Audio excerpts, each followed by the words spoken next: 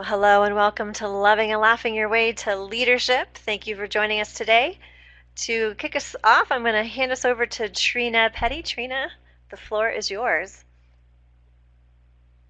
Good morning, or should I say good afternoon, everyone. It is so good to see your names on to join us today. I know some of you are out there and not chatting with us, but that's okay. We're glad that you're here with us. If we were in person, I would be hugging everyone, as our presenter today is a hugger also, but I'll give you a virtual hug while I'm here on this platform. Thank you again for attending. We're just so happy that we could have Zena and Patrick with us today. Patrick is an annual presenter with us, so we're glad that Zena showed up this year, and Patrick will tell you more about what we're talking about from last year around this time. Hopefully you all have read your newsletter. If not, you can go on the website and look at the newsletter for other things we have coming up. Like later on this month, we have Chris King that's going to be presenting a free webinar on March 23rd. I'm not going to talk more about it because I want you to read your newsletter, and I want you to go on the website. And don't forget, in April, we're going to have a virtual annual institute, which we're very excited about, April 26th through the 28th. If you have not registered, or if you know someone that would like to register for the virtual annual institute, it's a very low cost of $350, and we are going to have a lot going on at the Annual Institute virtually, as we always do in person. So please, please, please pass this information along and encourage our fellow trainers to join us. And on that note, I want to thank our sponsor, Management Concepts, again for sponsoring this symposium. And I'm going to turn it over to Michelle Clark from Management Concepts to introduce our speaker today. Michelle. Thank you, Trina, and thank you, everybody, for joining us this afternoon. I'm Michelle Clark, the Director of Marketing and Strategic Partnerships at Management Concepts, and we're so proud to be the lead sponsor of all three of the symposiums for this program year.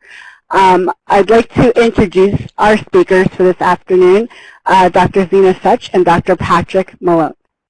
Zena leads the Office of Diversity and Inclusion and Civil Rights at the Small Business Administration. Prior to her current role, she oversaw OPM's responsibilities related to recruitment, policy and outreach, veteran services, and D&I. She also served at USDA as Executive Secretariat, Director of Diversity, Recruitment, and Work Life, Provost of the Virtual University, and USDA's Chief Training Officer. Wow, that's a lot. I also saw in another bio that she lives on a sailboat. I don't know, but I really want to know a little bit more about that after this presentation. Maybe she can indulge us at another time. Patrick is Director of the Key Executive Leadership Program at American University, which is also my alma mater. A frequent guest lecturer on kindness, gratitude, emotional intelligence, compassion, mindfulness, and leadership. His research and teaching interests include human motivation, kindness, leadership, ethics, and organizational behavior. Without further ado, I'd like to pass it over to Dr. Zena Such and Dr. Patrick Malone. Hello, everyone. Thank you so much. What a great introduction. Yes, Patrick and I do live most of the time on a sailboat in the Chesapeake, although I did convince him that we should probably buy a townhouse on the water as well, just so that I could get a hot shower every now and then. So we can tell more stories at another time, but that is pretty much where we wrote this book as well. Yeah, pretty much on the boat. Was living and breathing and eating and sleeping on the boat. In a very small place. It's just a boat. Yeah. But it's beautiful. A little cabin, but it was fine, and we survived it. But I wanted to kind of start out by how did Patrick and I first of all get together to even come up with the concept of this book. We both are teachers, faculty. He's the director of the Key Executive Leadership Program, as you heard, and I am one of the faculty there. So I do teach leadership development. I do it part-time in addition to my full-time job with the federal government. Everything has been cleared with ethics, so I won't get in trouble for doing this.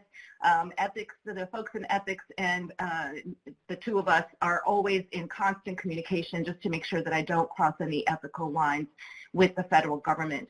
But Patrick and I, while we were teaching, we would have these long conversations after teaching magnificent classes to federal executives. And some of the conversations just would go on and on to the point where we'd have to get a whole bottle of Malbec to figure it out. And it all revolved around, some people are just constant learners. We always get students that want to get better, want to do better, and they're doing everything that they can, but yet seem to come across obstacles or not be as successful at leading people as they would really like to be. And so Patrick and I would talk and talk and talk, and we said, well, there's like this X factor. We were, saying maybe there's this factor that we can't identify, but we need to identify it, and we need to get this out to all the leaders, because we both really do believe that every single human being can be a good leader, that every single one of us can figure out how to do it. It's just, what is it that we need to do in order to be able to be that leader that we want to be? And I brought up this conversation that I had with one of my leaders. She was a person who was in the SES. I was not at that level at the time. I was a GS-15, and I was struggling with one of my employees, and I was just, getting heartburn every single time I was dealing with this one employee. And she once looked at me and she just said, Zena, try approaching him with an open heart. And it's like that simple phrase just made me stop and think. And I was telling Patrick about this, and I said, I think it's that, because after she said something to me about that open heart feeling, I realized that even though I taught leadership and I knew all of the theories, there was something that I wasn't doing right, and that was that open heart conversation. And so we started talking, how does heart and bonding fit in with leadership? Yeah, in teaching and leadership programs, one of the things that we often see, and most of the people, if not all of the people that we teach are all federal leaders, and from GS-11 all the way up to SES, and I think, I think one of the most remarkable moments in our teaching in the Key program, I remember we were doing an SES program, and so it was a room full of SESs, and I'm never uncomfortable in front of a crowd, right? Right. Never uncomfortable in front of a crowd. And I couldn't, but this crowd I was nervous about, because they were all senior executives. They were there to be in one of our leadership programs. And I remember walking in thinking, oh, this is just going to be terrible, because these folks are so well dressed, and they've got the parking lot spaces, and they got the nice offices and the flags and the lapel pin, and it was just going to be a nightmare because they know so much. It's going to be a disaster. And I walked into that orientation, and to a person in that room, everybody was just doing this, and all they were saying was, oh, that GS-15 non-supervisory step 10 looks so good now. Why did I ever do this? I'm so lost. And what these folks needed was not stories about, new tools or new tricks or new acronyms. They needed to kind of reconnect with heart. And that's really where we went with this book. And Zena's right. We did write this book primarily on the sailboat, not always underway. That's a little dangerous. But we did write it a lot while we were sitting there. And we're very happy to share with you kind of what we've learned and where we've gone with it from this point forward. Yeah, so basically we started deciding that there are many, many books out there on leadership that we've read. Some he's read, some I haven't. But those that we've read always offered some good theories and good models. And there were equations sometimes, and there were checklists, and there were toolkits. And, and Patrick always likes to refer to the different levels of belts that you can get as you climb that leadership ladder. And we would, scour the bookshelves, and we'd find all these books, and everyone had, in some cases, some pretty good models, whether it was leading change or how to lead your people, how to empower your people, how to engage your people. And there were really good theories out there. So we're not knocking, and in this book, we do not knock other people's theories, and we do not say, don't look at those and don't read those. We believe that some of those are very helpful, and some of them, put into practice in the right way are going to make you a better leader. So we started off by saying that that's really not what we're talking about. But what we did realize was that there are what we would call like the latest fad, or the new style of the century, or oh, absolutely, yeah, the new acronym that everybody gets hot on, and you have to be involved in it. For those of you who may remember Total Quality Management a number of years ago, which in my organization at the time, which was the U.S. Navy, they decided they would make it Total Quality Leadership, which was ridiculous because it's not a leadership tool. It's a management tool, and it's really a quality management tool. But everybody kind of jumped on that mantra, and our fear is that too many leaders and too many wannabe leaders jump on these mantras, jump on these acronyms, jump on these certifications, and when you start praising those, and that becomes your entire identity, you're really ignoring the heart and soul, and you can do everything right and still get it wrong. Mm-hmm. Yeah, and we started talking about cases, like true-to-life cases that we experienced while working. He was, in all of his leadership roles and all of the roles that I filled, we would always encounter great people with great intentions, with really wanting to do it right. And we would talk about, well, what is, why are they failing? What is it that's making them not get to that point where they want to get? Why are they not bonding? Why are they not connecting? Why are people not feeling that genuineness? And so maybe you could tell the story of Margaret. Yeah, so this is a story that we probably all experienced at one point or another, so we made up the name. So there's a person named Margaret, and Margaret comes into an organization and immediately does all of the right things. She reaches out to people, she goes around, she talks to them, and she's in a senior position. So she holds, open forums where people can come and ask anything they want to ask. You can ask anything of Margaret. Everybody knows. It's wide open. Be totally honest. Don't be afraid. Right. Exactly. So technically, does Margaret do it right? Well, yeah, technically she does, but she still fails. And the people that she works with, they don't trust her, they don't really love or care for her. She's just kind of done the right things, but there's something that's not there. And what's not there is that human being side, because all of these approaches to leadership, all of these different certifications and all the things you can get are all going to come and go. They're all going to come and go. But here's the one thing that stays the same. And that one thing is you, and that human need that you and I and every single person have at the core of who we are as people. And that core thing is the need for love, the need for being cared for. And as Patrick was saying, Margaret went to the point of going down to the cafeteria, meeting with people, trying to tell them, I care about you.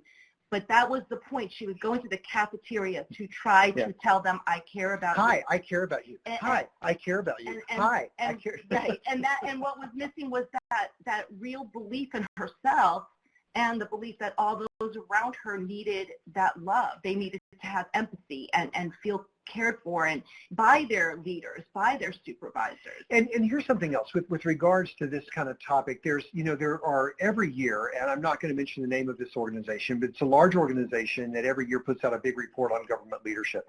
And I was on a train pre-COVID on my way up to Philadelphia to do a presentation at FEMA. And I was told on my way there, make sure you read this report because all of our senior leaders read this report.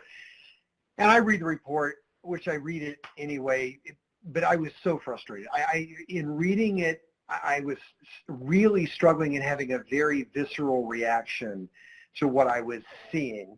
And so I called Zena and I said, hey, why am I reacting to this? And she said, well, because they are making leadership an intellectual pursuit. and it's not an intellectual pursuit. So if I didn't mention it, she comes up with all the great ideas for books and things, but it's not an intellectual pursuit. It's a pursuit of love and soul. And so I started doing a word search. Now, once again, this is a big organization. You would all recognize this organization. And I started doing a word search on this 350-page report of government leadership. Not one place in that report, nowhere was the word love. Nowhere. Nowhere in that report was the word human. Nowhere in that report was the word compassion or caring. Or there was the word engagement, to be fair, was in there. It was the title of a course. But nowhere, but here's what was there: graphics and equations and nice little things that build on each other and good words like strategic. That's all over the report. But that's not what leadership is. And that's sad because really, like Zena said, it really begins and ends with who we are. We're all just human. We're all just these messy, emotional souls trying to get through life. Am I right? Yeah. Well, I'm going to say yes because you're sitting next to me. Because I'm a messy, emotional soul. And that is, and we're being told over and over and over again, it's not professional to exhibit love in the workplace. And we're not talking about the love like with the Me Too. We're not talking about that, not crossing lines. But we're talking about just the human caring level. It's seen as not professional. I mean, how many of us have been raised to think that if you cry in the workplace, or if you have an emotional reaction to something in the workplace, you're not professional. And I think even if you look at gender differences, you see that all the time, where people are always holding it together. And all of that holding together prevents us from getting into that human piece of us, the core of our needs. Yeah, and human need is not, I mean, when you get down to it, what matters the most is that human component. And this is the one thing that's never going to be vogue. Human is always going to be human. Human need is always going to be need. It's never going to come and go out of style. And we're never going to have to air quote human the way we do soft skills, which is really ridiculous to do as well. We're never going to have to air quote that because we know that the human need is the most important thing. And this has been our contention from the beginning. And that is that we begin with the human self. All of the other leadership things that are out there, yeah, you know what? Some of them are good. Some of them are okay. Some of us take advantage of some and they work for us and some don't. And all those things are fine. But if we don't begin with the human self, if we don't understand our needs alongside other human beings, if we're not willing to love, if we're not willing to laugh, then, we're not going to be as good or as effective as leaders as we could possibly be. Yeah, and so the way that we decided to do this book was not to have a formula. I mean, we thought about, a checklist for self, like when you come in the office, can you check things off and say, okay, I'm going to exude love today, or I'm going to start, cracking jokes. And that's not what we're saying. Which is not laughter. Which is not laughter. Except my jokes are very funny. No, not all of them are funny. I can attest to that. However, what we will do in this book and what you will see is we pose these questions and we say to try things. Because every human being can try something new. We ask you to be the real you. So when we say try something, be honest with yourself. And really be a little bit of a self-analysis. Do some self-analysis. How did that feel? Were you comfortable? And then ask yourself, if I wasn't comfortable, why? What are the barriers that I'm carrying with me that prevent me from doing this in the workplace? In essence, Patrick, you actually coined this phrase as getting a certificate in self. So he does come up with some great ideas as well. That was one of my better ones. It was a good idea. Certificate in self. Yeah. But that's really kind of what we're aiming for is the more you can get to that person of who you are and take away all of those shoulds and should nots in the office place with regard to being the real you, the human you, the loving, caring, joyful you, the better off you will be as a leader. You will be that genuine, authentic, all those words that we hear and read over and over and over again, and everybody says I'm an authentic leader, I'm a genuine person. But are we really? And are we really becoming that vulnerable self that we ask you to become in the workplace? And we're not going to, and we've done this presentation or presentations like this over the last year, and we've got a lot of them coming up. And of course, as the book gets released in May, we're starting to get some demands on our time for this, which is terrific.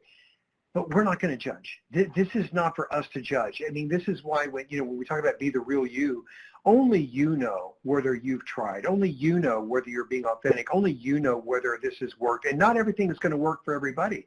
You know, some of us are more comfortable in certain situations than others. But this is why certificate in self matters, because it's okay to be comfortable with thine own self and to share your own self. That's really the connection that people are looking for. I have a new phrase. Okay. Connection, not direction. Ooh, connection, not direction. Okay. So yeah, so this is where we were. This is really the argument that we sorry, the argument that we made to the publisher, and the focus that we wanted was really, let's hand this back to the people who know best, which are you. And you know, think about it, reflect on it, try some new things. And you will make the right choice because you're a good person, and it'll all work out without a doubt. Yeah, and here's the last thing about this one slide, and that is try to remember that even as you are human towards others and you will exude love and compassion and kindness and forgiveness, remember to do that for yourself as well. And we are real proponents of, you really can't genuinely love somebody else if you haven't worked on loving yourself and accepting that you will not do everything right the first time, and you might try something and it be uncomfortable, but you work on it. You work on becoming comfortable with a little bit more vulnerability, and as you grow, to forgive yourself for faux pas, you know, things that you may have done, you know, asking for others to give you the benefit of the doubt by building these relationships, by being the real you. You will see that happen. You will see that our workplaces and the world actually becomes a better place. Absolutely. And while we were watching the Oprah interview last night, which by the way, on CNN today, the reaction in the UK to it's just, I mean, I've never been a royal watcher, but I think I'm gonna from now on. Okay. I'm sorry, I sidetracked. You did. You know, this certification with self. We were watching this last night, and we were kind of talking during the commercials. And we came up with some words that were kind of tied to self, you know, self-love, and Zena touched on that. You know, resilience is something you hear a lot about in the workplace, and generally resilience is presented as, you know, pull yourself up by your bootstraps, get tough, you know, you're dig in and work harder. And that's not what resilience is. Resilience is self-love. Resilience is self-care. And those are good things. Self-appreciation, it's a good thing. Self-forgiveness and selflessness. And we're not asking anyone to not hold people accountable for performance. Accountability is a form of love. It's a form of kindness. And oh, by the way, we're all pretty much committed to doing that anyway because of our role in the public service. So it's not holding people accountable. It's not making difficult decisions. That's not what this is about. This is about that foundation love, that foundation selflessness, and self-love and self-care that we want to move forward with. And the approach that you take when you do have to hold people accountable, and the approach that you take when you are reviewing performance appraisals and having those quarterly meetings or day-to-day meetings, approaching someone through, as my leader, the one that I talked about early on, as she said, approach this person, approach him with an open heart. And that doesn't mean that you can't correct poor performers or poor behavior. That doesn't mean that you can't hold people accountable to a certain level of expertise or, you know, performance. It means all of the things, but doing it from that place of the heart. And with that, we have a chat to start with you all with today, because we are not going to talk the whole time. So this is our first chat, and the first chat is, what is the one biggest barrier to love and laughter in the workplace? I mean, if you had to pick just one, and we'll ask you to throw that out in the chat box for us, what is the biggest barrier to love and laughter in the workplace? We're going to give you just a minute to jump in on that, and we'll see what we get, and then we'll start making our case for love. The one biggest barrier.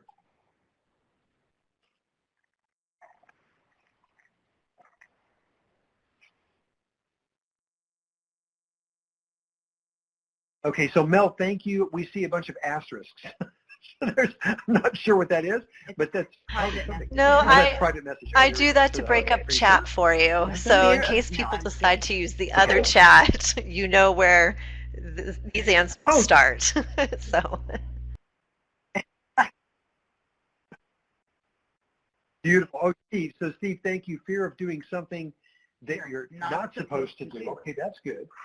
That's good. And when you say not supposed to do, what you're saying is fear of exhibiting caring, love, affection, empathy when you're not supposed to do that. Excellent. Yeah, thank you, Stephen. Eugene, Correct. fear of, correct. Let's jump in there. Fear of being vulnerable, fear of letting your guard down. Oh, those are good. Yeah, fear of offending. That's a strong one. Mm-hmm. Yeah, absolutely. Social conditioning and programming within the workplace culture that emotions are bad.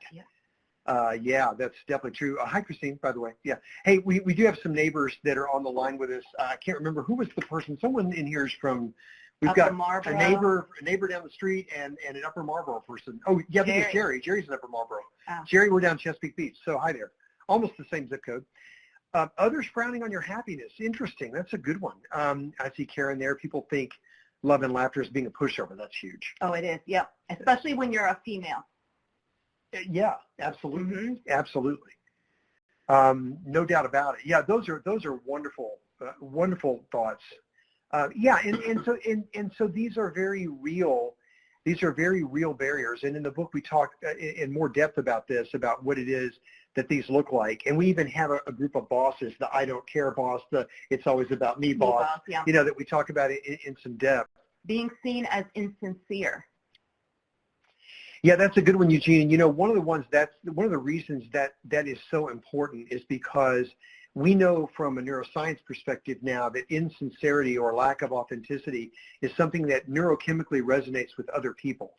Almost immediately. Right. Yeah. So people can tell. You can't fake it till you make it. I mean, you can get away with a little bit, but you can't go very far. One or two questions deep and you're exposed. And so being insincere is a huge issue, and people can tell. Fear of being viewed as unprofessional. Oh, emotional females can't be leaders. Oh, that's a good one. Love and laughter is being a pushover. Yeah, Karen, that's a good one because we do, that goes back to what we were talking about accountability and the fear of not being able to hold people accountable.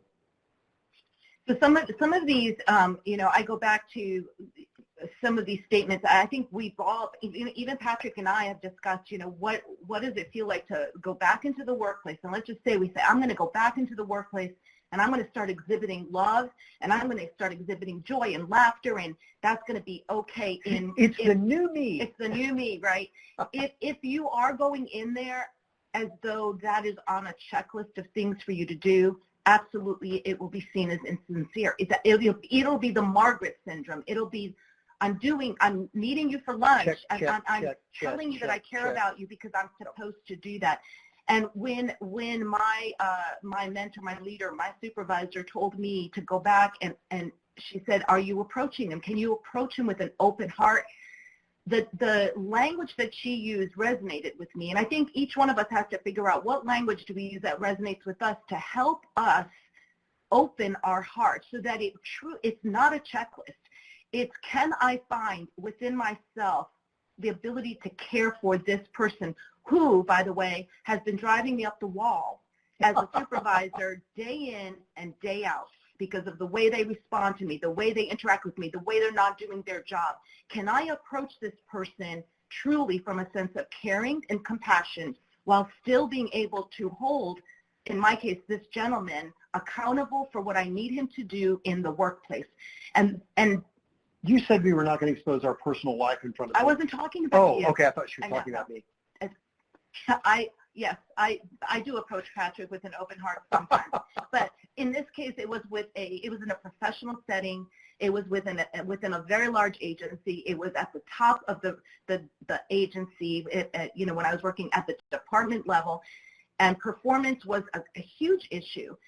And I wasn't getting anywhere with that closed heart, with my frustration up front, with my anger. I was angry. I was disappointed. I felt like a failure myself because I wasn't getting this person to where I needed him to be.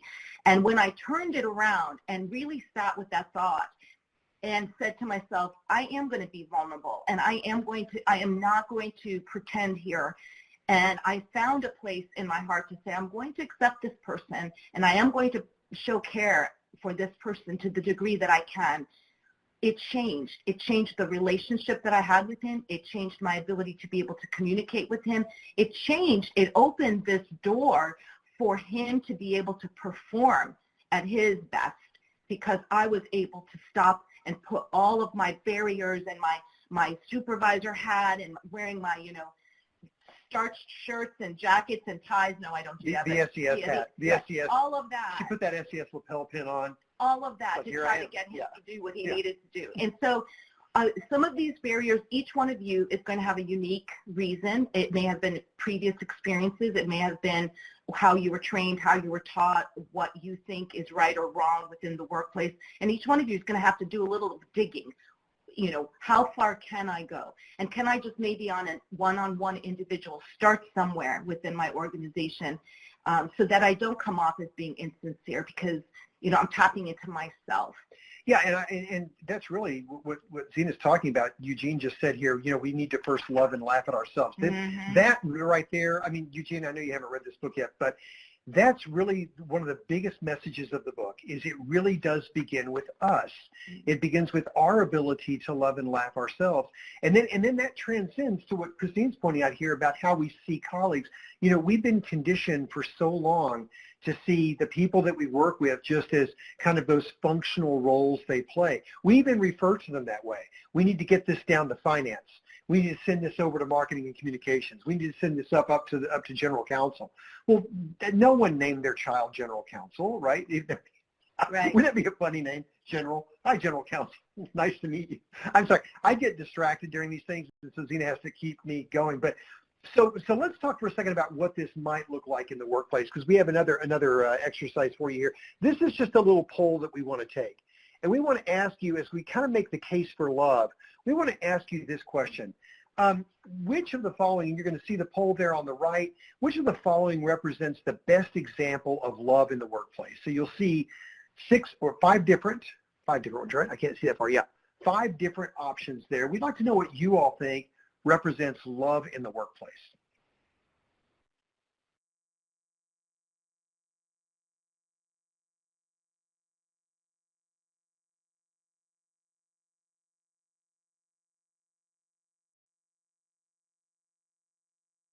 Okay, the numbers are coming in.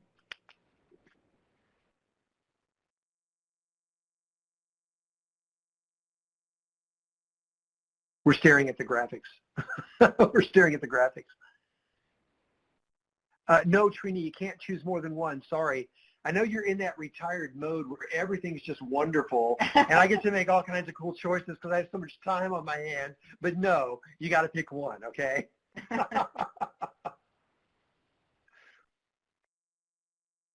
do you think? Yeah, I think we've got the whole group, right? I think we've got pretty much everyone, yeah. So the majority of the vote came into which one? Getting to know your team as people. Excellent. Next two were? Letting your team get to know you and being empathetic. So those were 2 and 2. And 7 for getting to know your team as people. Wonderful. And here's why we did this way. We did this way because love shows up everywhere. And there are no wrong answers here, and there are no right answers here. That's why we wanted you to just be forced to pick one. But all of these are examples of love in the workplace. Yeah, so when we think about love, one of the things that we run into are people saying, so, love in the workplace, are you kidding me? It's a little scary. Just the word love doesn't show up. We're not supposed to use it in the workplace. But we did a little bit of digging about all the different types of love there are. And that's where one of the things we'd like to bring to your attention, which is when we say love, there are different types of love. There's the love that you feel for your children, your siblings, your parents. There's the love that two people develop after being friends for a long time.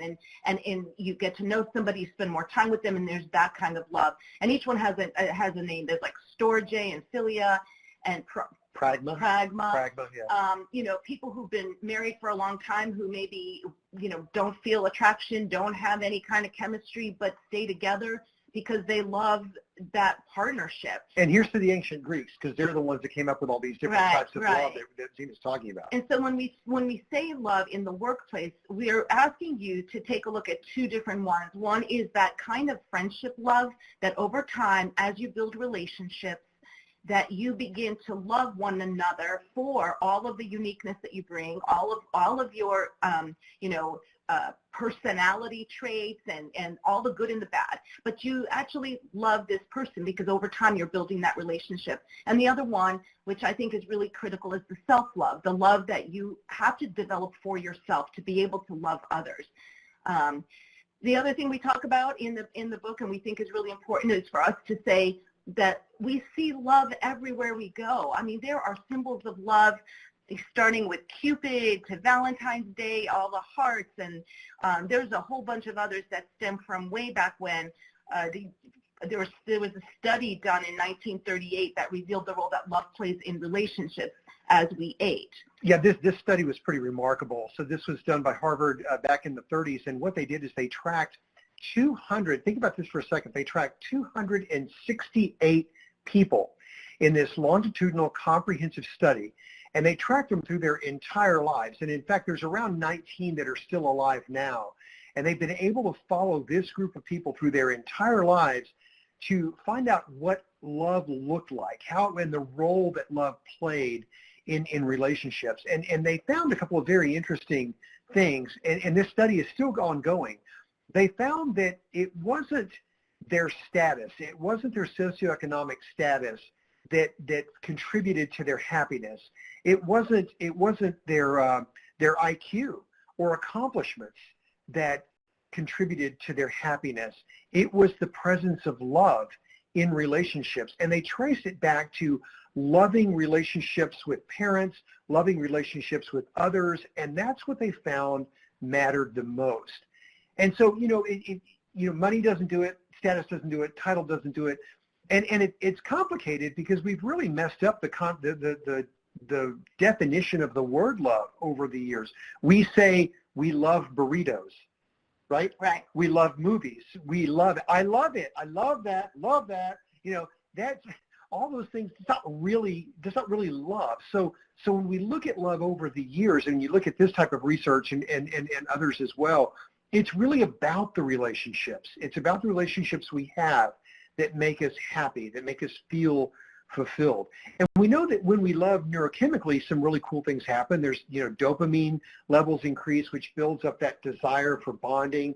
Norepinephrine enhances alertness. It makes us sensitive and aware of our own behavior and also of the behaviors of others.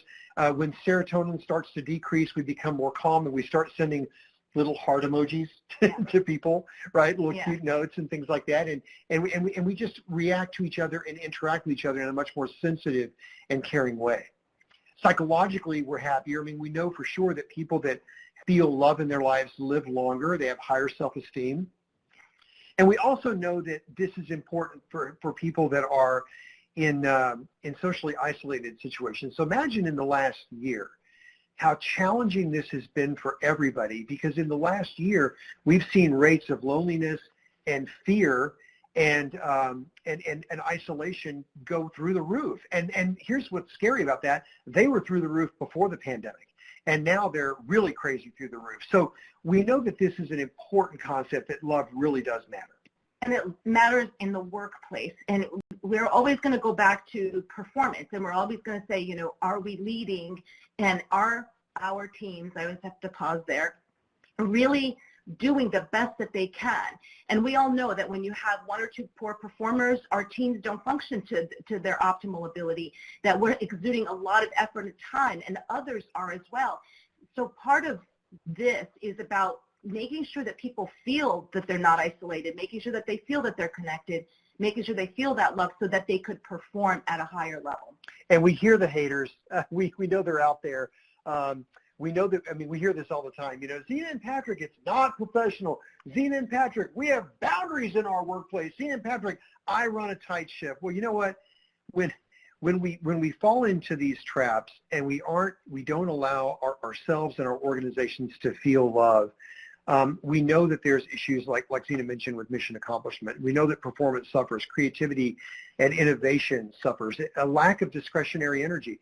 People that work for people that they like and work with people that they like are more likely to have open conversations and be more and more creative and more innovative. And with a lack of love, people become individualistic. They just focus on their part, what they do. And we all know that when we disconnect from the mission of the organization. We disconnect from our team. We disconnect from our program areas. We are not doing our best work, and we can't be optimally performing or meeting our mission. And when we do it right, as leaders, when we do it right, when we offer, we saw vulnerability as one of the barriers before, right? Not being afraid to be vulnerable. When leaders do it right, the data is unmistakable about what happens in organizations. There was one study done in the UK in 2017 that talked about this. There have been many since. And what they found was that 65% of the people in the workplace felt a lack of love. They felt a lack of love in their workplace.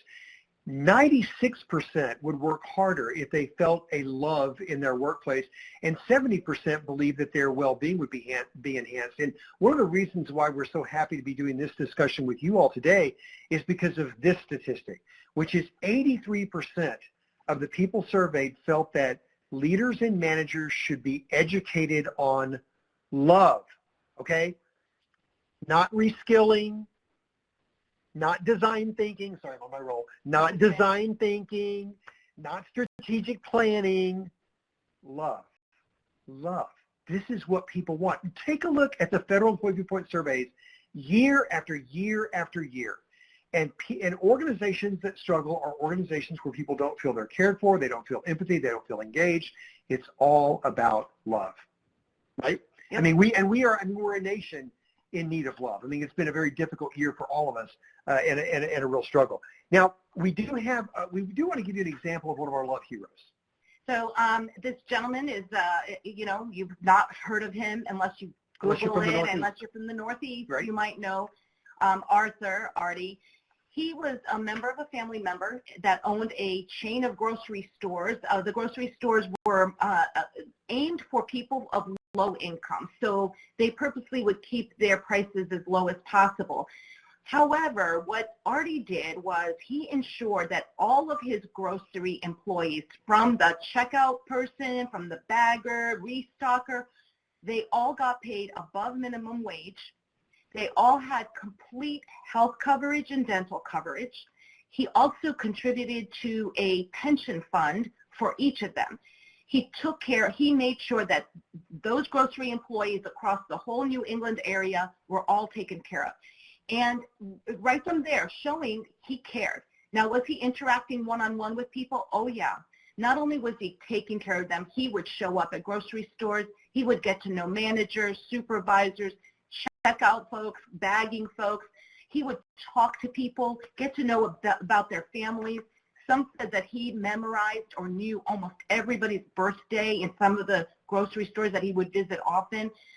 He would do things like, when he heard one gentleman was telling a story that when he heard his daughter was in a car accident, she was flown medevac to a hospital, Artie contacted him, called him, and said, is this the best hospital? Because if not, I will have her moved to the best hospital to address her issues based on this car accident.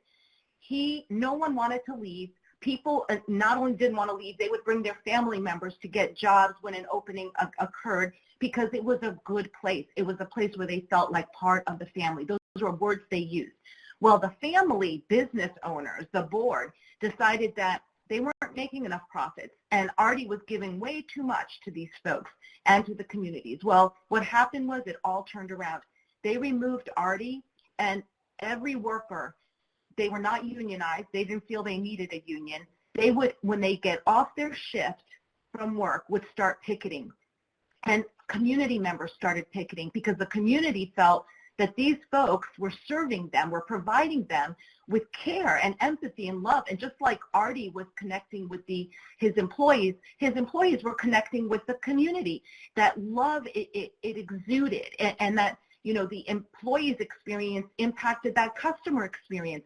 So Artie's ability to love and have empathy and care for the people just, went right out into the communities, to the point where after months and months of picketing, the politicals in Massachusetts, Connecticut, and I don't know what other state there was, they ended up writing to the board and demanding that Artie be put back into his leadership role, and anyone that was let go of by the board during Artie's absence was brought back into the workplace.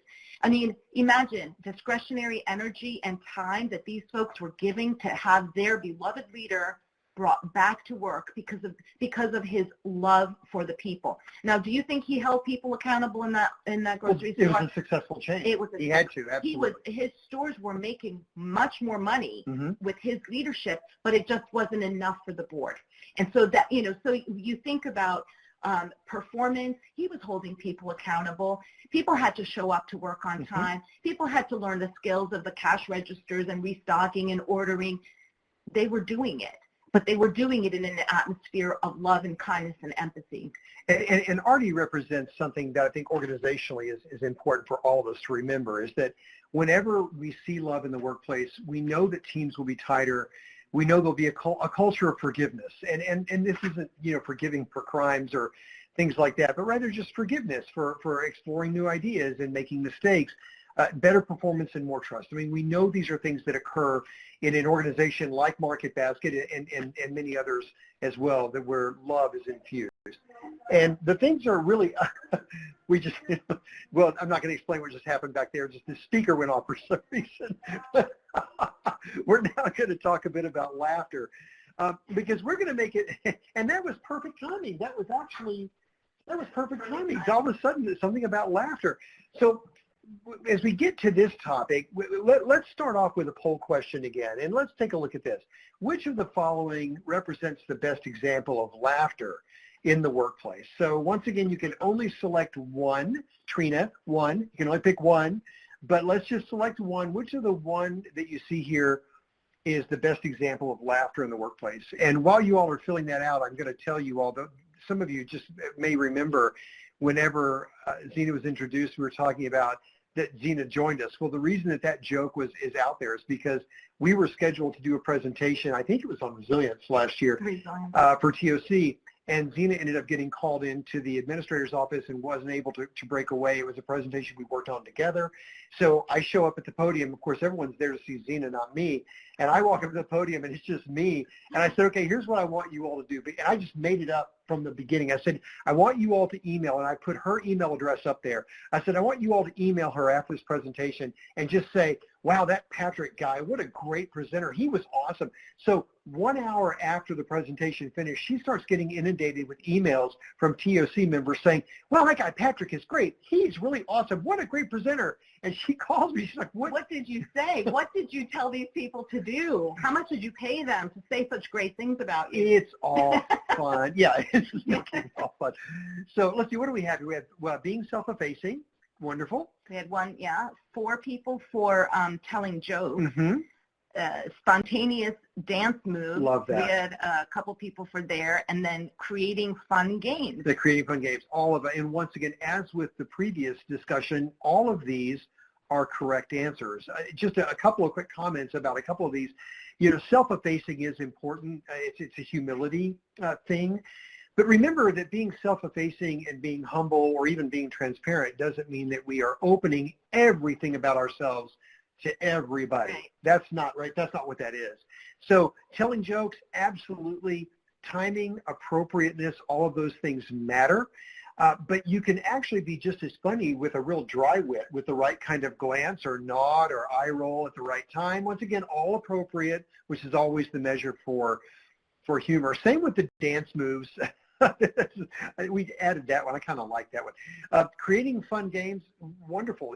Just having fun in the office, and just a quick example of this. I think that with creating fun games, it can be anything like having a little basketball hoop that people throw a Nerf ball into, having a little dart game whenever you're throwing darts at something just in fun. I mean, any of these things can work in the workplace. Yeah, I was going to add that we have to also, again, we have to come back to the know thyself. And that means if you're not a good joke teller, Patrick, you shouldn't be telling jokes. This was my favorite part of our work together. Yeah, he would insist on putting jokes in the book that I wasn't. We don't trust stares. You know why we don't trust stares? They're always up to something. Okay, that's your one joke that you're allowed. That's it. But really know yourself because, for example, the wearing a pair of Groucho Marx glasses into a meeting is not something I would do. maybe Patrick would. I don't know. It depends on who's in the meeting. And it depends on who's in the meeting. And it depends on how, is that your way of bringing joy into the workplace? I'm more comfortable being a little bit more subtle, where I will talk with my team members, and some of the stuff I would talk about is like the names I gave to some of my ugly plants in the house. And they'd always be like, ugly plants? You have ugly plants? And I'm like, yeah, I've got a bunch of ugly plants. And send them pictures to show them these ugly plants. And it's, it's fun, but it reveals something about me. Some people found that, extremely funny. Some people don't, but that's my level of comfort, where I will bring up things I did, or, stumbles that I've had, that, you have to know yourself. Absolutely. And Karen, I see your question there, and if we can hold for a second, we're going to get to that. I wrote it down to make sure it's a great question about fun in the virtual environment. Just thinking about what laughter is, though, laughter is a response to humor. There are things that we may think are funny or not, and it's also a beautiful symphony of human physiology. The brain recognizes emotions, and the cognitive aspect actually gets the joke, and then the motor component, which makes us laugh out loud. And by the way, scientists have identified about 15 different types of laughter that we all have. We laugh different. It's kind of like with love, where we use love in ways like I love burritos and that kind of thing. It's the same way with laughter. We laugh differently if we're tickled versus if we're told a joke, or if we see something that's funny. We laugh different ways at different ages. Laughter actually goes all the way back to cave people, and even before that to the ape community, where they engage in what's called non-serious social incongruity. And it's kind of just, you can even see this in if you go to a zoo, you can see it's just kind of bouncing around, bumping against each other. And that's what gave rise, according to anthropologists and other scientists, that's what gave rise to what laughter looks like today. And it's a very important part of what happens in the workplace. We talk about appropriateness, and Zena was saying, you have to be careful. You have to think about where you are and who you are. So I worked my way through college as what's called a surgical tech. So how many of you are just, I'll ask because I don't remember the name of, what's the name of that show with Dr. McDreamy? And Grey's Anatomy. So if you've ever watched Grey's Anatomy, when in the operating room, the person that passes instruments to the surgeon, that's called the surgical tech. If you've ever had surgery, you probably didn't see the tech because you were probably drowsy when you went in, or you didn't pay attention because you were crawling from the gurney up to the operating room table and you just didn't notice them. But they're the ones that are in charge of all of the instrumentation, all the medications, all of the specimens, all of the sterile field. So it's a big job, and you've got a lot of responsibility. And so I did that from 1 year after I was a horrible college student, and I went and became a surgical tech, and then I became a better college student. But I scrubbed my way through college by working at night and on the weekends and in the summers, and scrubbed on everything: open hearts, craniotomies, kidney transplants, everything, scrubbed on all of it. There's not a funnier place in the world than an operating room.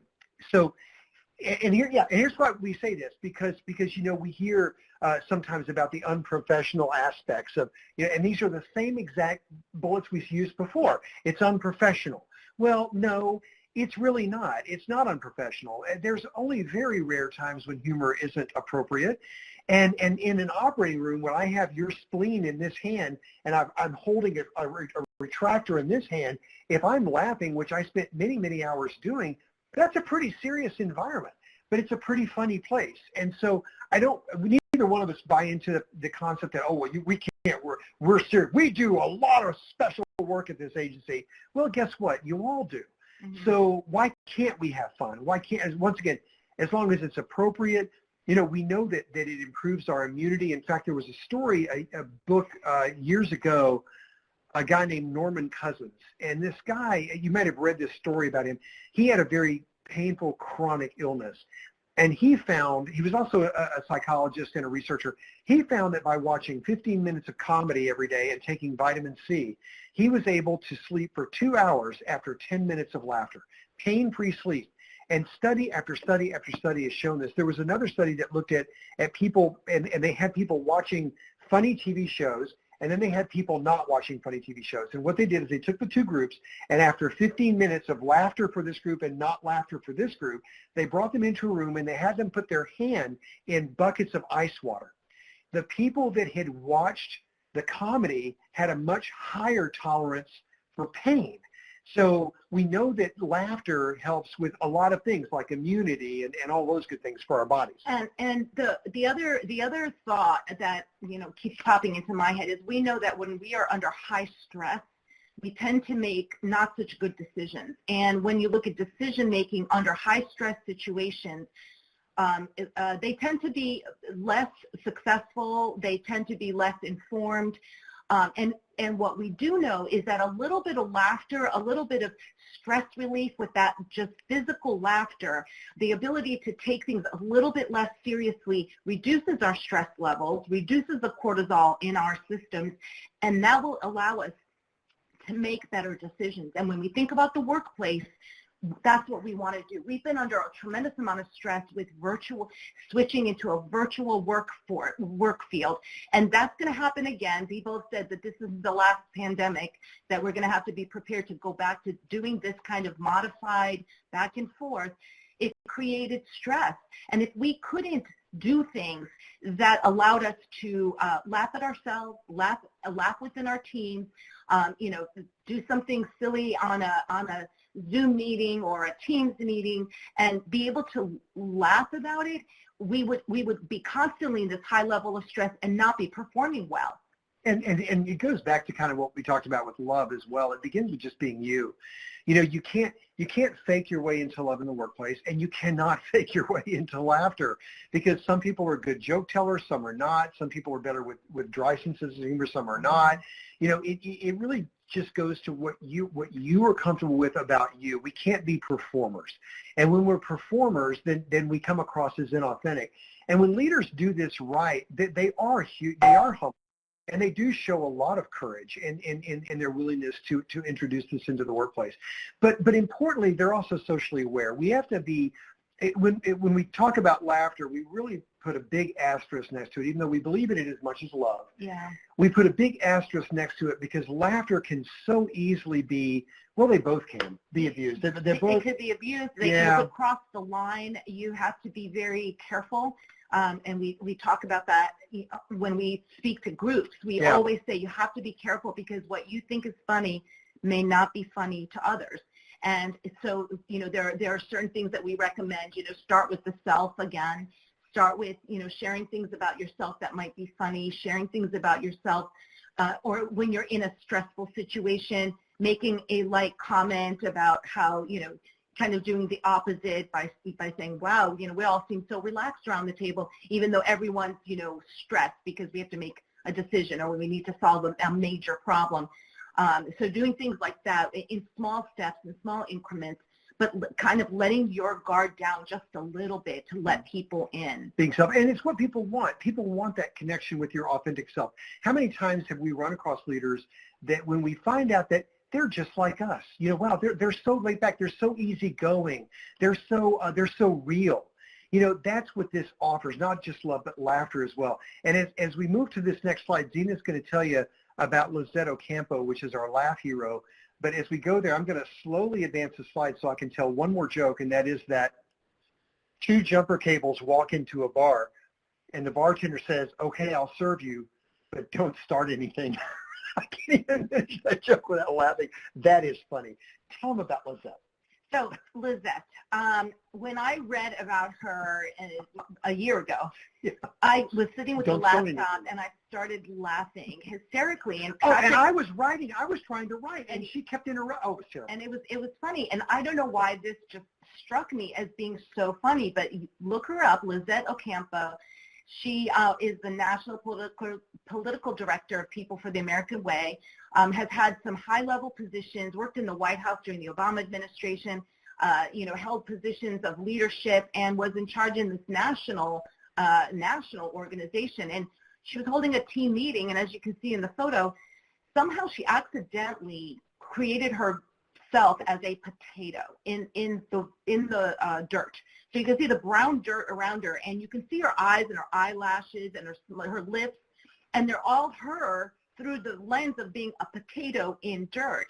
And as she's struggling to correct this potato, picture of herself, Her eyes are darting around, her lips are moving because she's trying to talk about, well, I'm doing this, it's not working, and this potato head is literally it's her, so it's mimicking this movement, and her eyes flashing up, and she looks so sad. The potato just looks so sad, and her team on the Zoom meeting, they were laughing so hard they just couldn't take it, and one of her team members took a screenshot and tweeted it and said, my boss turned herself into a potato in our Zoom meeting and can't turn herself off, continued the meeting anyway.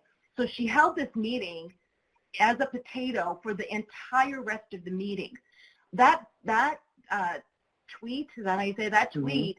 I mean, it had so many views. It went viral. Worldwide. She was getting Worldwide. called by Australia was calling because everyone was looking for something to laugh with. And here she is, in a high-level position, yet she was able to laugh at it herself, let the world laugh with her. And all of her employees were saying she's one of the best leaders because they could all relax with things. They could all just laugh at themselves when something like this happens. And here's something to remember, especially where laughter is concerned, that whenever we see like for example, kind behavior in the workplace, this is a good number to know. When we see this in the workplace, we are 287% more likely to replicate that behavior. So if I see humility, kindness, laughter, love in the workplace, I'm almost 300% more likely to replicate that behavior myself, which means that it's infectious. It's something that's a positive thing for organizations. This, by the way, that number came from a study that was done in the Journal of Motion last year, where it talked about the organizational impact of kindness and compassion and caring. Organizations where we have laughter are healthier, they're closer, and they're more creative. We know that neurologically, when we laugh, we open up pathways in our brain that aren't open before because it requires those connections in order to get the joke. So it exercises parts of our brain that we don't normally exercise.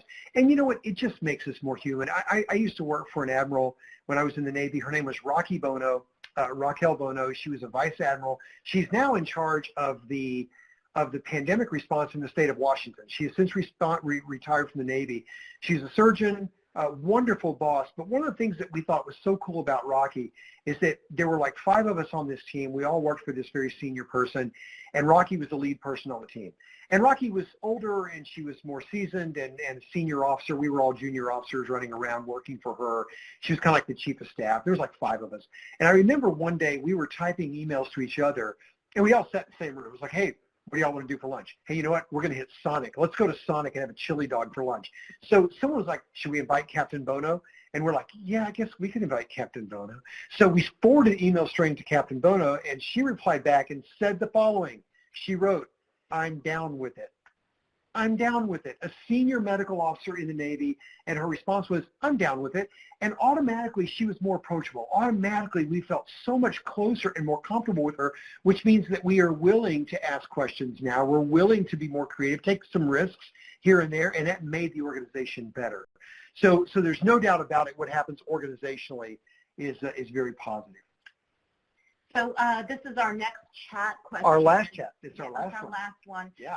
What will you do tomorrow to ensure the presence of love and laughter in the workplace? In the workplace. Yeah. Sorry. Is that any bigger? It's really tiny. I'm like, I can't read that. Yeah. So just a practice. We're looking for, and then we're going to open this up to questions, but just a practice that you all are planning on doing, something that you can do to ensure, and it doesn't even have to be in the workplace. How about just in life, in your life, around the people that you care about? In the workforce.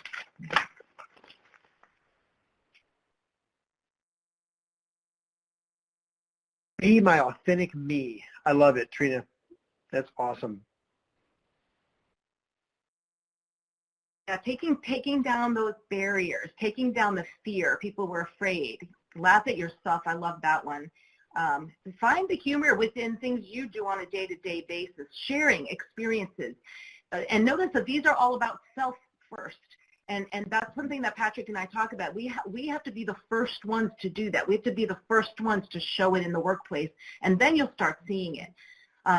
connection, not direction, Mel. Where have I heard that? I don't That's know. Brilliant. Oh Some my God. genius That's person said brilliant. it. Oh my gosh. Thank you, Mel. I appreciate the backup, brother. One of the things that I do whenever Ma'am, I, Miss, I'm sorry. when I start, Melissa, not Mel. Sorry. I'm speaking. I'm sorry. So one of the things that I do, especially when I get a new position and I'm learning about the teams that I'm leading, is I do go around and not attend those meetings, but I listen. I listen for laughter. I listen for joy.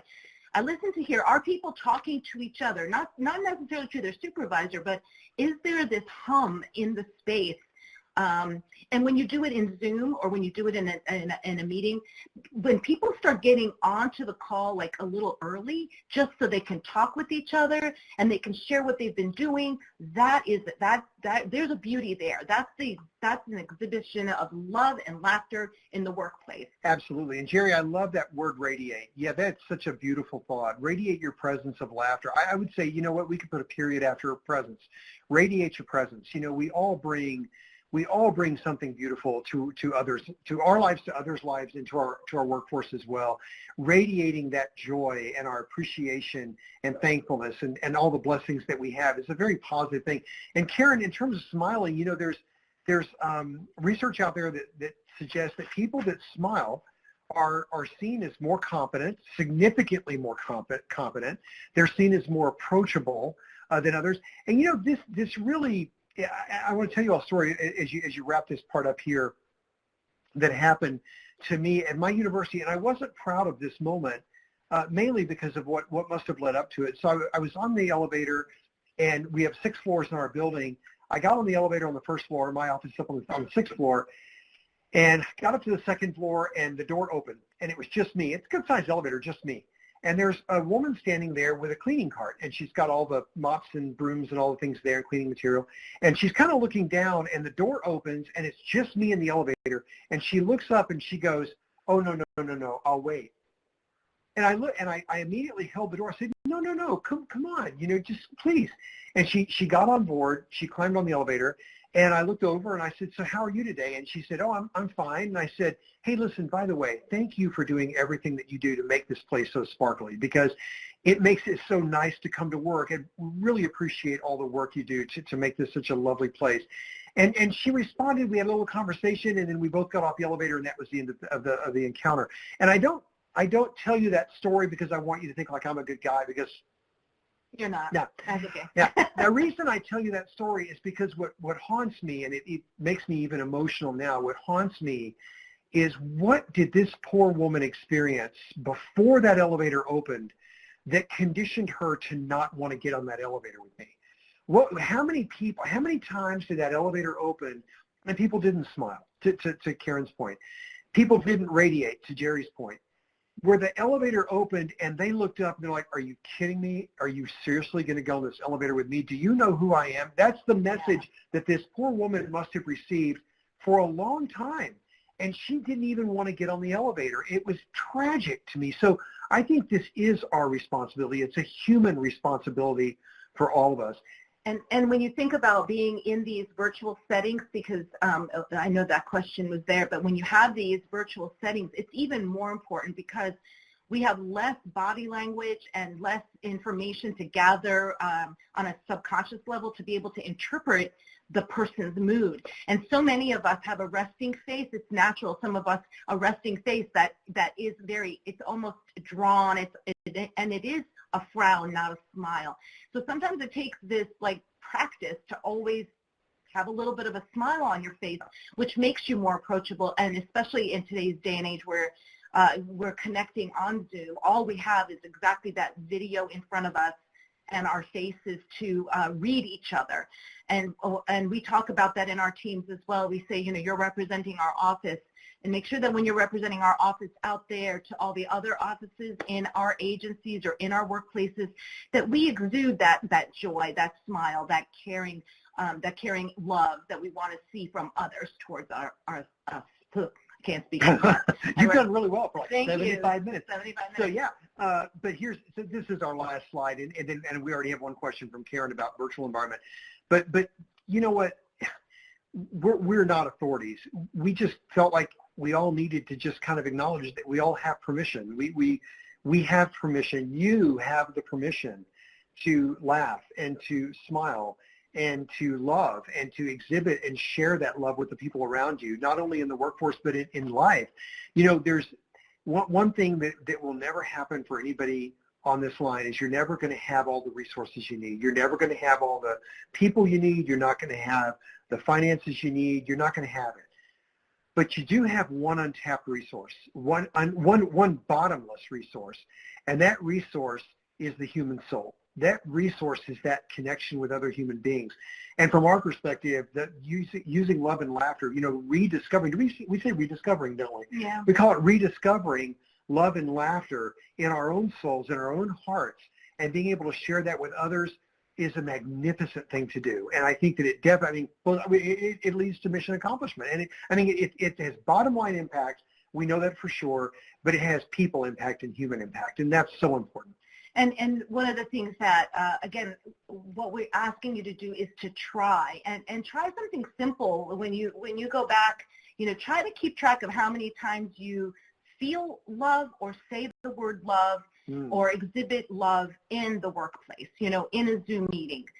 You know, how many times do you show empathy or question somebody to get to know who they are a little bit deeper, or express your own feelings towards colleagues? Do something, the same thing with laughter. You know, how often do you laugh with your team? How often do you see your team members laughing and interacting with joy? The one thing we do know is, you know, this world, we tend to, as human beings, another tendency we have is to give value and pay attention to negative messaging in the world. And there's a reason for that. It's because we're conditioned to protect ourselves and save our tribes way back in the day. You know, the negative stuff, the scary stuff is what we have to keep in mind. And what we're saying is let's change that a little bit in the workplace, purposefully changing the way we interact with others so that we are focusing a little bit more on the positives and the love and the laughter that we can not only exude to others, but we will then get that back for ourselves.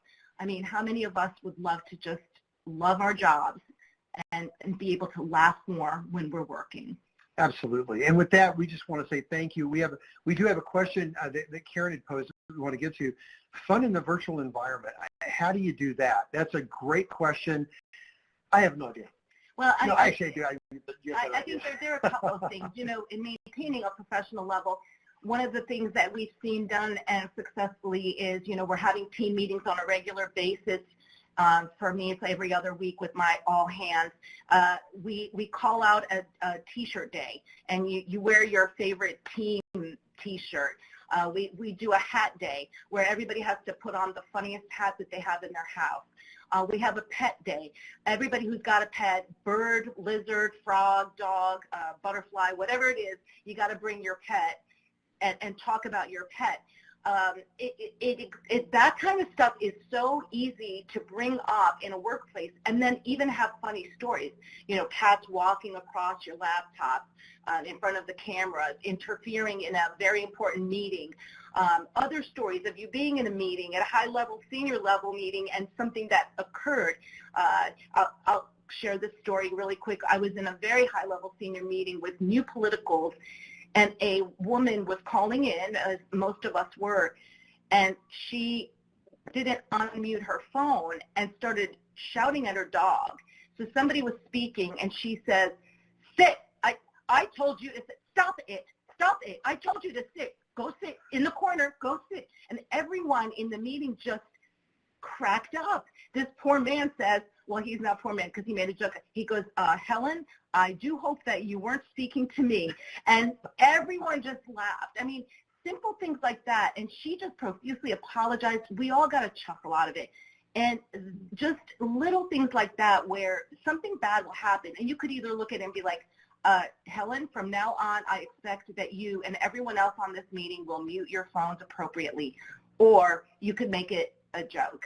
So doing fun things where you bring up people's personal lives in a safe way is really a one way to do that. Oh, and I think keeping a bit of a maybe just having some balance in this definition we have of professionalism. I mean, one of the things that we do in our teaching is, we're teaching people from around the country in various federal agencies, and I even saw this recently where somebody in one of the classes said, well, everyone needs to be ready to close their video in case kids or dogs show up. I'm like, why? Why would we want that? We're not gonna disrupt what we're doing, but we all might smile. A cute little toddler runs across the screen real quick. That's okay. It's not that disruptive. Let's be honest. It's not that bad, is it? So I think giving ourselves a little bit of a break, like we said early on, we're just human. Give ourselves a little bit of a break. I mean, we're in a very challenging time, and it's going to be challenging for a while. And by the way, this virtual thing isn't going away. I mean, that's a different subject altogether, but this is permanently going to be part of the way we do our work. So let's relax with it and have fun with it. So Jerry, you asked a great question. The question is, your example seems simple enough to enact in a healthy work environment, but how do you do this in an unhealthy work environment? And my answer to that is to do it in small doses. There will be people in an unhealthy environment that want and seek and look for someone else to connect with. And the more that you get to know people, the more you're going to be able to identify those that are willing to come on board with you to become part of a healthier, almost like a healthier sub-community within your part of the organization. What I have done in the past is I may not have been able to do it with my all hands because there are pockets of areas where I'm like, oh my gosh, so much tension, so much people have their guard up. People have been felt abused for a long time, and here I come in and all of a sudden I'm doing something different. Do it in small, gradual steps. I took smaller groups of people that I got to know a little bit faster, a little bit better. They were a little bit more open to having conversations with me that were not on the work side, but more personal side. And we would start, and guess what? The word gets out. People in the smaller subgroups started telling the other folks in the other part of the organization, we had such a good time in that meeting. We all brought our pets, and Jerry's pet cat, is bigger than the dog that Susan has, and whatever it was that we talked about, it was something that brought people closer, but the word gets out. So you have to find that one person or those two people that might be open. The truth is that I come back to this as human beings, and Patrick and I say this, and the reason we're here talking to you is because every human being, even in an unhealthy work environment, and frankly probably even more so in that unhealthy work environment, are looking for someone to connect with that will show compassion, will show love and care, someone that they could laugh with. I don't know if I can I say? Yeah. Go ahead. So we had a pretty toxic environment in one of the agencies that I worked in, one of the positions that I held. And I had a subordinate team, she was a supervisor, who I brought with me to a senior leader meeting. And the senior leaders were extremely toxic, meaning you don't come to a meeting unless you're invited. You don't sit at the table unless you're told you can sit at the table. Not a good place. Not a good place, very stressful. And we all brought our notebooks, and I brought my supervisor because I wanted her to be aware of everything that was going on in case I was not going to be able to be there. So I bring her in, and they have just enough chairs around the table for those that were invited. So I grab a chair from the hallway, I'm dragging it in, and I'm looking at my supervisor, and she's looking at me like, oh my gosh, what did you do to me? Like, you're bringing me in, and now I'm sitting in, like in Thanksgiving you have the kids' table. It's almost like I was bringing her in to sit at the kids' table. And I scooch my chair over, and I pull myself out, and I scooch her chair in, and the person who's in charge of this literally stood there and looked at me and looked at her, and then looked at everyone else and said, I guess I'll have to put another place setting here. And I said, oh, yeah, you don't need to. We'll share. So I moved mine over. And as I'm sitting there with my booklet open, I have a sticker that it's the WTF sticker. And I open my booklet to that WTF sticker, and I kind of just show it to my supervisor, who in this moment of high stress where she felt like she didn't belong. Well, she was made to feel She that was way. made to Yeah, feel like she absolutely. didn't Yeah. belong. I'm the only one in the room who's welcoming her and making her part of this team. The smile just showed up on her face. She could barely not laugh, and I closed my notebook again. I mean, there you go, you know, toxic environment, but I found one person who so appreciated a little bit of laughter in a very high stress situation. And when we walked out of there, we were laughing. We were I couldn't change that senior leadership meeting, but I was able to change one person's feelings that day, one person. And you sent a very strong message to the rest of the room, a very strong message to the rest of the room. Yeah. Wonderful. Yeah. Jerry, I hope that helps. Are there any other questions? Anything else we can answer for you?